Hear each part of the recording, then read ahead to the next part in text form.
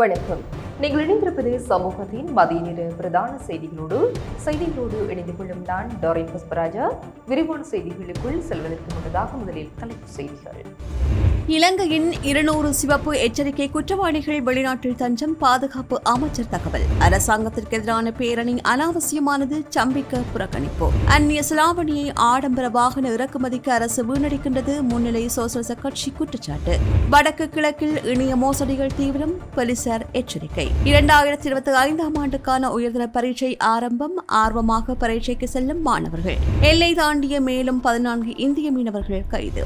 வாகனங்களை கொள்வனவு செய்ய சரியான நேரம், மக்களுக்கு வெளியான அறிவிப்பு. வயதுக்கு ஏற்ற பாலியல் கல்விமுறை விளக்கிய பிரதமர். 1818 என்ற துரித இலக்கத்திற்கு போதைப் பொருள் கடத்தல் தொடர்பாக 800 முறைப்பாடுகள். திடீரென்று உயிரிழந்த கொத்தலாவல பல்கலைக்கழக மாணவியின் உறுப்புகள் தானம்.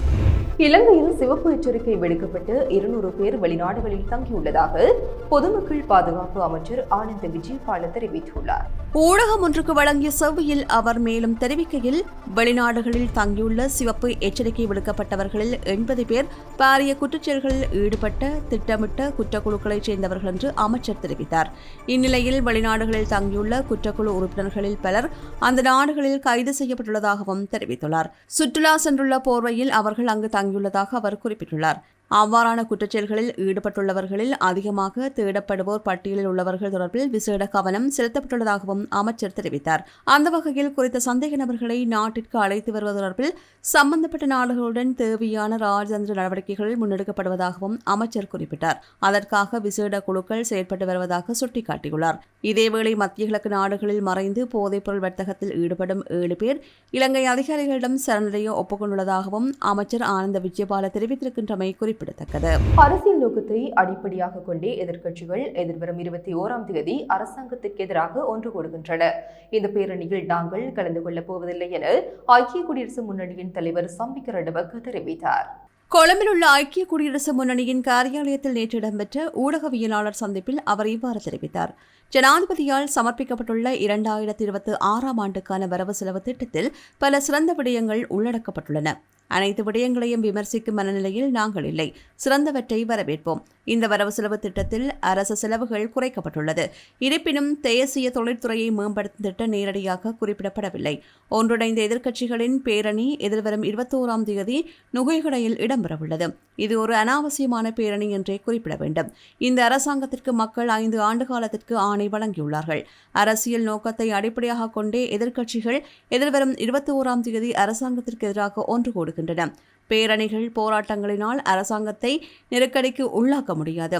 நாங்கள் இந்த பேரணியில் கலந்து கொள்ளப் போவதில்லை என்றார்.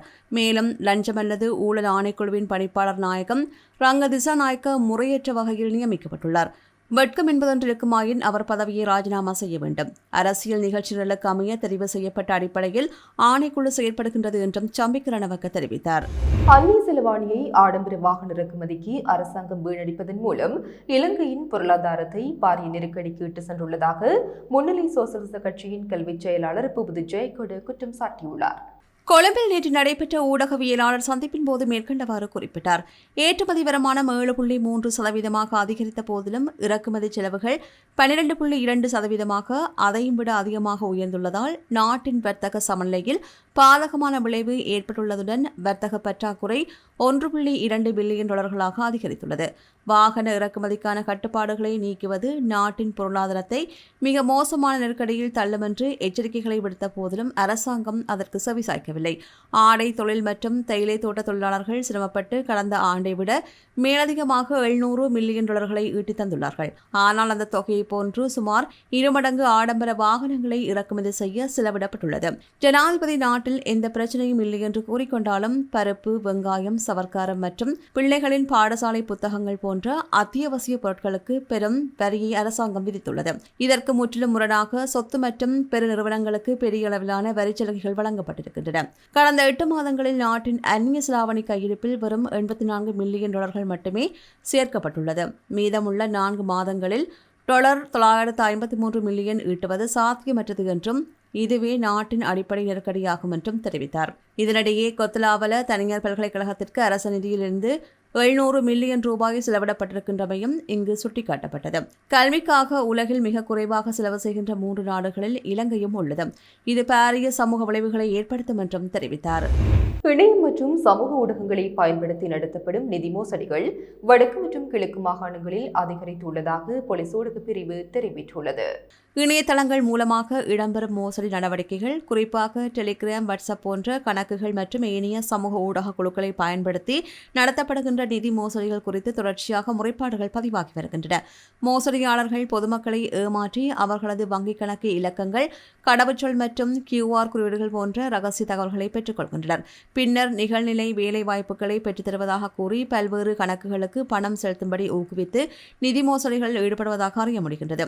அண்மை காலமாக குறிப்பாக ஐரோப்பிய நாடுகளில் வேலைவாய்ப்பு பெற்றுத் தருவதாகவும் உயர்கல்வி வாய்ப்புகளை ஏற்படுத்தித் தருவதாகவும் கூறி பாரிய அளவிலான நிதி மோசடிகள் இடம்பெற்றுள்ளன.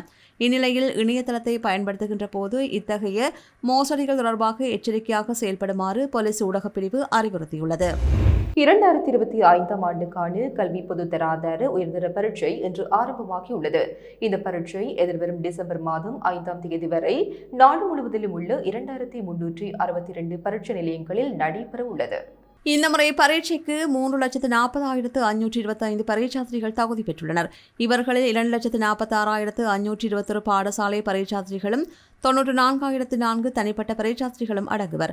அந்த வகையில் முல்லைத்தீவு மாவட்டத்தில் அதற்கான ஏற்பாடுகள் அனைத்தும் பூர்த்தி செய்யப்பட்டு இன்றைய தினம் பரீட்சை செயற்பாடுகள் ஆரம்பித்திருந்தது. இந்த முறை உயர்தர பரீட்சைக்கு முல்லைத்தீவில் 1,570 பாடசாலை பரீட்சார்த்திகள், 401 தனியார் பரீட்சார்த்திகள் தகுதி பெற்றுள்ளதுடன் அவர்களுக்காக 19 பரீட்சை மத்திய நிலையங்கள் அமைக்கப்பட்டுள்ளன. இதேவேளை வவுனியாவில் 2,455 மாணவர்கள் உயர்தர பரீட்சையில் தோற்றுகின்றனர். வவுனியா மாவட்டத்தில் 20 பரீட்சை நிலையங்களில் 2,455 மாணவர்கள் பரீட்சையில் தோற்றவுள்ளதுடன் இவர்களில் 1,865 மாணவர்கள் முதல் தடவையாக பாடசாலைகள் ஊடாகவும் 590 பேர் தனிப்பட்ட பரீட்சார்த்திகளாகவும் பரீட்சையில் தோற்றுகின்றனர். இன்று காலை மாணவர்கள் ஆர்வத்துடன் பரீட்சை மண்டபத்திற்கு செல்வதையும் அவதானிக்கக்கூடியதாக இருந்தது. யாழ்ப்பாணம் பருத்தித்துறை கடற்பரப்பில் எல்லை தாண்டி மீன்பிடித்த ஒரு படகையும் அதிலிருந்து 14 இந்திய மீனவர்களையும் கடற்படையினர் கைது செய்துள்ளனர். இவ்வாறு கைது செய்யப்பட்டவர்கள் காங்கேசந்துறை கடற்படை முகாமிற்கு அழைத்துச் செல்லப்பட்டுள்ளனர். கைதான மீனவர்கள் கடற்தொழில் நீரியல் வளத்துறை திணைக்களத்திடம் ஒப்படைக்கப்பட்டு பருத்தித்துறை நீதவான் நீதிமன்றத்தில் முன்னிலைப்படுத்தப்பட உள்ளனர்.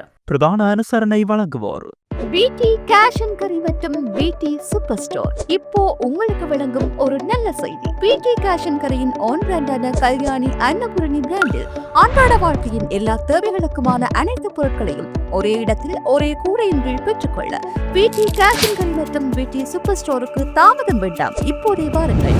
உங்கள் குடும்பத்தின் ஒரே நம்பிக்கை பிடி கேஷ் அண்ட் கரி மற்றும் பிடி சூப்பர் ஸ்டோர், பாரிஸின் லா சப்பல். விலையேற்றத்தை தொடர்ந்து தற்போது சந்தை நிலைத்த தன்மையை கொண்டிருப்பதால் நுகர்வோர் வாகனங்களை வாங்குவதற்கு இதுவே சரியான நேரம் என்று வாகன இறக்குமதியாளர்கள் சங்கம் கூறியுள்ளது. வாகன விலைகள் மீதான அண்மைய மேல் நோக்கிய அழுத்தம் தணிந்துள்ளது. தற்போது சந்தை மிகவும் சமநிலையான நிலையை எட்டியுள்ளதாக சங்கத்தின் தலைவர் இந்திக சம்பத் மெரென்ஷிகே கூறியுள்ளார். 2026 வரவு செலவு திட்டத்தில் குறிப்பிடப்பட்டுள்ள 2.5% சமூக பாதுகாப்பு வரி குறித்து கருத்து தெரிவித்த அவர், இது ஒரு புதிய வரி அல்ல என்று தெளிவுபடுத்தினார். வாகன விற்பனைக்கு பிறகு அல்லாமல் சுங்கத்தின் போது இந்த வரியை வசூலிக்க கோரியுள்ளதாக அவர் குறிப்பிட்டுள்ளார். விற்பனைக்கு பிறகு வரி வசூலிப்பது இறக்குமதியாளர்கள் மற்றும் வாங்குகின்றவர்களுக்கு தேவையற்ற சிக்கல்களை உருவாக்கியதால் இந்த மாற்றம் கோரப்பட்டுள்ளதாகவும் அவர் தெரிவித்தார். பாலியல் துஷ்பிரயோகம் மற்றும் துன்புறுத்தல்களை தவிர்க்க பிள்ளைகளுக்கு வயதுக்கேற்ற பாலியல் கல்வி முறையை அறிமுகப்படுத்த வேண்டும் என பிரதமர் கலாநிதி ஹரணி அமரசூரிய தெரிவித்துள்ளார். பிரதமர் கலாநிதி ஹரணி அமரசூரியவின் தலைமையில் புதிய கல்வி சீர்திருத்தங்கள் குறித்து கண்டி மாவட்ட மக்கள் பிரதிநிதிகளுக்கு அறிவுறுத்தல் நிகழ்ச்சி இடம்பெற்றது. இந்த நிகழ்வில் கலந்து கொண்டு உரையாற்றும் போது அவர் இதனை குறிப்பிட்டார். இது தொடர்பான திட்டங்களை தயாரிப்பதற்கு நிபுணர்களின் பரிந்துரைகள் மற்றும் ஆலோசனைகளை பெற்று நடவடிக்கை எடுக்கப்படும் என்றும் அவர் கூறினார். 6ஆம் தரத்திற்காக வயதுக்கு ஏற்ற வகையில் ஒரு புத்தகத்தை நாங்கள் தயாரித்துள்ளோம். பாலியல் கல்வி வழங்கப்பட வேண்டும் என்று சுகாதார அமைச்சு, குறிப்பாக குடும்பநல சுகாதார பிரிவு தொடர்ந்தும் வலியுறுத்தி வருகின்றது. நம் நாட்டில் பாலியல் துஷ்பிரயோகம் மற்றும் துன்புறுத்தலுக்கு பிள்ளைகள் விபத்துக்குள்ளாகும் போக்கு அதிகரித்து வருவதால் இதிலிருந்து பாதுகாக்க பிள்ளைகளுக்கு இது பற்றி கற்பிக்க வேண்டும் என்றும் குடும்பநல சுகாதார பிரிவு மற்றும் சுகாதார அமைச்சு தொடர்ந்தும் எங்களிடம் கூறி வருகின்றன. அதேபோல் இது ஒரு பாரதூரமான பிரச்சினை என்று சிறுவர் பாதுகாப்பு அதிகார சபையும் எங்களிடம் கூறியுள்ளது. தங்களது உடலை பாதுகாத்துக் கொள்வது குறித்து பிள்ளைகளுக்கு அறிவுறுத்தப்பட வேண்டும் என்றும் கூறியுள்ளது. இது குறித்து அந்தந்த அமைச்சுக்கள் மற்றும் அதிகார சபைகளுடன் நாங்கள் கலந்துரையாடி வருகின்றோம். அவர்களின் பரிந்துரைகள் வழங்கப்பட்டு வருகின்றன. எந்த வயதில் எவ்வாறு எப்போது இதை அறிமுகப்படுத்துவது என்று இன்னும் முடிவு செய்யப்படவில்லை என்று தெரிவித்தார். இலங்கைக்கும் சவுதி அரேபியாவிற்கும் இடையிலான ராஜதந்திர உறவுகள் நிறுவப்பட்டு 50 ஆண்டுகள் நிறைவடைந்ததை குறிக்கும் வகையில் சவுதி அரேபியா நினைவு முத்திரையை வெளியிட்டுள்ளது. சவுதி அஞ்சல் வெளியிட்ட இந்த நினைவு தபால்களை நேற்றைய தினம் ரியாத்தில் வைத்து சவுதி அரேபியாவின் வெளிவிவகார அமைச்சர் இளவரசர் ஃபைசல் பின் ஹர்கான் இலங்கையின் வெளிவிவகார அமைச்சர் விஜயகீரத்திடம் கையளித்தார். இந்த நிகழ்வு இரு நாடுகளுக்கும் இடையிலான ராஜதந்திர உறவில் ஒரு வரலாற்று தருணம் என்று அமைச்சர் விஜயகீரத் தெரிவித்தார். வெளிவிவகார அமைச்சர் விஜயகீரத் ரியாத்தில் இடம்பெறும் 26வது ஐக்கிய நாடுகள் உலக சுற்றுலா அமைப்பு பொதுச்சபை கூட்டத்தில் கலந்து கொள்வதற்காக தற்போது சவுதி அரேபியாவிற்கு சென்றுள்ளார். இந்த சந்திப்பின் போது இலங்கைக்கும் சவுதி அரேபியாவிற்கும் இடையிலான இருதரப்பு அரசியல் மற்றும் பொருளாதார ஒத்துழைப்பை மேலும் பலப்படுத்துவது குறித்து இரு வெளிவிவகார அமைச்சர்களும் கலந்துரையாடியுள்ளமை குறிப்பிடத்தக்கது. போதைப்பொருள் கடத்தல் தொடர்பாக தகவல் வழங்குவதற்காக அறிமுகப்படுத்தப்பட்ட 1818 என்ற தொலைபேசி இலக்கத்திற்கு 800க்கும் மேற்பட்ட முறைப்பாடுகள் கிடைத்துள்ளதாக பொதுமக்கள் பாதுகாப்பு அமைச்சர் ஆனந்த் விஜயபால தெரிவித்துள்ளார். இந்த 800 முறைப்பாடுகளும் கடந்த 4 நாட்களுக்குள் கிடைத்துள்ளதாக அவர் மேலும் குறிப்பிட்டுள்ளார். கொழும்பு மாவட்ட செயலகத்தில் நேற்று உரையாற்றும் போதே அமைச்சர் இதனை கூறினார். 1818 எனும் அவசர அழைப்பு இலக்கத்திற்கு கடந்த 4 நாட்களில் 800 தொலைபேசி அழைப்புகள் கிடைத்துள்ளன. அதில் பாடசாலை தொடர்பான தகவலும் கிடைத்துள்ளன. குறிப்பாக கொழும்பு மாவட்டத்தில் அதிகளவான முறைப்பாடுகள் பதிவு செய்யப்பட்டுள்ளன. குறித்த முறைப்பாடுகள் போலீஸ் மாதிபரிடம் ஒப்படைக்கப்பட்டுள்ளன. அதேபோல் கடந்த 4 நாட்களில் 5300 பேர் கைது செய்யப்பட்டுள்ளனர். அதன்படி கொழும்பு மாவட்டத்தில் போதைப்பொருள் பரவல் அதிகமாக உள்ளதை காண முடிந்தது என கூறியுள்ளார். இந்தியாவிலிருந்து இலங்கை எதிரிகள் தன்னார்வ அடிப்படையில் நாடு திரும்பும் பணிகளை மீண்டும் ஆரம்பிக்க உள்ளதாக எதிரிகளுக்கான ஐக்கிய நாடுகளின் அமைப்பு தெரிவித்துள்ளது. இது தொடர்பில் கொழும்புடன் இணைந்து செயல்பட்டு வருவதாக இந்தியாவில் உள்ள எதிரிகளுக்கான ஐக்கிய நாடுகளின் உயர்ஸ்தானிக ரக தலைவர் அரட்டே சியன்னி தெரிவித்துள்ளார். முன்னதாக தன்னார்வ அடிப்படையில் இலங்கைக்கு திரும்பிய 4 தமிழர்கள் கைது செய்யப்பட்டதை தொடர்ந்து இந்தியாவிலிருந்து எதிரிகள் தாயகம் திரும்பும் செயற்பாடுகள் இடைநிறுத்தப்பட்டன. கடந்த ஆண்டு 200 இலங்கை எதிரிகள் தங்கள் தாய்நாட்டிற்கு திரும்பியதாகவும் இந்த ஆண்டு சுமார் 50 பேர் ஆர்வம் காட்டியுள்ளதாகவும் அவர் குறிப்பிட்டுள்ளார். இந்தியாவில் தற்போது 80,000க்கும் மேற்பட்ட இலங்கை எதிரிகள் தங்கியுள்ளனர். அவர்களில் பெரும்பாலானோர் பல தசாப்தங்களாக தமிழ்நாட்டில் வசித்து வருகின்றனர். எதிர்பாராத விதமாக உயிரிழந்து கொத்தலாவல பாதுகாப்பு பல்கலைக்கழகத்தின் மாணவி ஒருவரின் சிறுநீரகம் உட்பட வேறு ஒருவருக்கு பொருத்தக்கூடிய உறுப்புகள் தானம் செய்யப்பட்டுள்ளன. சுகாதார விஞ்ஞான பீடத்தில் தாதியல் மற்றும் குடும்பநல பட்டப்படிப்பை பயின்று வந்த 3ஆம் வருட மாணவி ஒருவரே இவ்வாறு உயிரிழந்தார். கொத்தலாவல பாதுகாப்பு பல்கலைக்கழகத்திலிருந்து கடந்த 5ஆம் தேதி தனது வீட்டிற்கு சென்றிருந்த இந்த மாணவி 6ஆம் தேதி அதிகாலை 2 மணியளவில் தனது வீட்டில் உள்ள குளியலறையில் விழுந்த நிலையில் மீட்கப்பட்டார். பின்னர் கண்டி தேசிய மருத்துவமனையில் அனுமதிக்கப்பட்ட அவர் அங்கு சிகிச்சை பெற்று வந்த நிலையில் நேற்று உயிரிழந்தார். முதுகெலும்பு சுருக்கத்தால் ஏற்பட்ட சிக்கல்கள் காரணமாக மூளையில் இரத்த கசிவு ஏற்பட்டு மரணம் நிகழ்ந்துள்ளது என்று பிரேத பரிசோதனையின் போது உறுதிப்படுத்தப்பட்டுள்ளது. இந்த நிலையில் பெற்றோரின் தீர்மானத்திற்கு அமைய அவரது உறுப்புகள் அகற்றப்பட்ட பின்னர் மாணவியின் பிரேத பரிசோதனை நேற்று கண்டி தேசிய மருத்துவமனையில் மேற்கொள்ளப்பட்டது. கிரிக்கெட் விளையாடிக் கொண்டிருந்த நபர் ஒருவர் மைதானத்தில் இடம்பெற்ற விபத்தில் பரிதாபமாக உயிரிழந்துள்ளார். மினுவாங்குடை அதுலுப்புழு பொது விளையாட்டு அரங்கில் நேற்று மாலை இடம்பெற்ற கிரிக்கெட் போட்டியில் இந்த விபத்து இடம்பெற்றுள்ளது. ஆட்டவிழப்பு ஒன்றுக்காக இன்று வீரர்கள் பந்தை பிடிக்க முயன்ற வேளை ஒருவருடன் ஒருவர் மோதிக்கொண்டுள்ளனர். இவ்வாறு மோதிக்கொண்டதில் பழுக்க காவலு கெட்டுவெல்கம பகுதியை சேர்ந்த இகலகி தனுஷ்கு தேவிந்த பெரேரா என்ற நபரை உயிரிழந்துள்ளார். விபத்தினை தொடர்ந்து மினுவாங்குடை ஆதார வைத்தியசாலையில் குறித்த நபர் அனுமதிக்கப்பட்டதாகவும் சிகிச்சை பலனின்றி அவர் உயிரிழந்து விட்டதாகவும் தெரிவிக்கப்படுகின்றது. உயிரிழந்தவரின் சடலம் பிரேத பரிசோதனைக்காக ஹம்பகா பொது வைத்தியசாலைக்கு கொண்டு செல்லப்பட்டுள்ளதாக தெரிவிக்கப்படுகின்றது. பிடியெடுப்பதற்காக முயற்சித்த போது மோதிக்கொண்ட மற்ற வீரருக்கு எந்தவொரு காயமும் ஏற்படவில்லை என தெரிவிக்கப்படுகின்றது. ஐஸ் போதைப்பொருள் வியாபாரத்தில் ஈடுபட்ட சம்பவத்தில் கைது செய்யப்பட்டு மட்டக்களப்பு மாநகர சபையின் முன்னாள் மேயரின் கணவரும் பிள்ளையாடின் மொழிபெயர்ப்பாளருமான நபரை 3 நாள் போலீஸ் தடுப்பு காவலில் வைத்து விசாரணை செய்ய மட்டக்களப்பு நீதிமன்ற நீதிவான் அனுமதி அளித்துள்ளார்.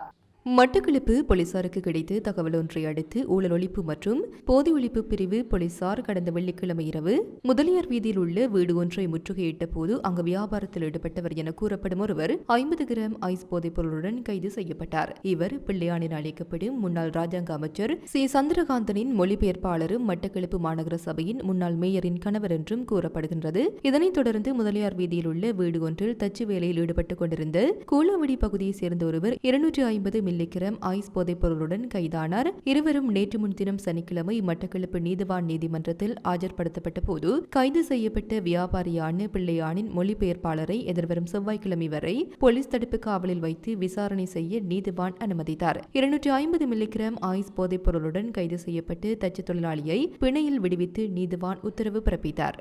இத்துடன் சமூகத்தின் மதிய நேர பிரதான செய்திகள் நிறைவு பெறுகின்றன. தொடர்ந்தும் சமூகத்தோடு இணைத்திருங்கள். எமது RIP பேச்சுக்கு கிடைத்த மரண அறிவித்தல்கள். மலேசியா சிரம்பானை புறப்படமாகவும் கரணபாய் தெற்கு மற்றும் கரவட்டி மத்தி ஆகிய இடங்களை வதிவிடங்களாகவும் கொண்டிருந்த திருமதி ராசசிங்கம் இந்திராதேவி அவர்கள் 9/11/2025 ஞாயிற்றுக்கிழமை அன்று காலமானார். யாழ்ப்பாணம் வடலியடைப்பை புறப்படமாகவும் கனடாவை வதிவிடமாகவும் கொண்டிருந்த ஆசிரியர் திருமதி சிவரூபன் சாந்தி அவர்கள் 8/11/2025 சனிக்கிழமை அன்று இறைவனடி சேர்ந்தார். யாழ்ப்பாணம் அளவட்டியை புறப்படமாகவும் அளவட்டி கிளிநொச்சி 788 ஆறுமுகம் வீதி வட்டக்கட்சி ஆகிய இடங்களை வதிவிடங்களாகவும் கொண்டிருந்த திருமதி அருணம்மா சுப்பிரமணியம் அவர்கள் 8/11/2025 சனிக்கிழமை அன்று யாழ்ப்பாணத்தில் இறைவனடி சேர்ந்தார். யாழ்ப்பாணம் மண்டைதீவு 5ஆம் வட்டாரத்தை புறப்படமாகவும் வதிவிடமாகவும் கொண்டிருந்த திருமதி லில்லிமலர் சபரிமுத்து அவர்கள் 9/11/2025 ஞாயிற்றுக்கிழமை அன்று இறைவனடி சேர்ந்தார். மேலே அறிவிக்கப்பட்ட அனைத்து மரண அறிவித்தல்களின் இறுதிக்கிரியை விவரங்களை அறிந்து கொள்ள RIPpage.com பார்வையிடுங்கள். இதற்கான லிங்க் கீழே இருக்கும் டிஸ்கிரிப்ஷனில் பார்வையிடலாம். இது போன்ற செய்திகளை தெரிந்து கொள்ள சமூகம் நியூஸ் சேனலை சப்ஸ்கிரைப் செய்து அருகில் உள்ள பெல் பட்டனை கிளிக் செய்யுங்கள். மேலும் இது போன்ற செய்திகளை உடனுக்குடன் தெரிந்து கொள்ள சமூகமீடியா.com என்ற இணையதளத்தின் வாயிலாகவும் எங்களுடன் இணைந்திருங்கள்.